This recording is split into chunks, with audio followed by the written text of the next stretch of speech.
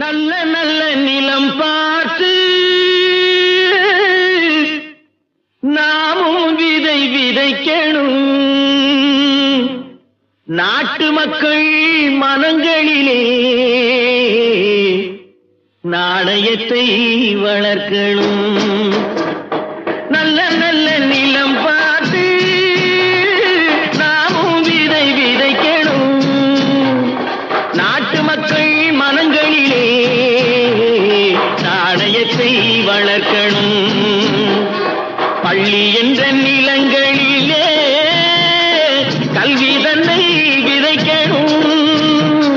பிள்ளைகளை சீர்திருத்தி பெரியவர்கள் ஆக்கணும்.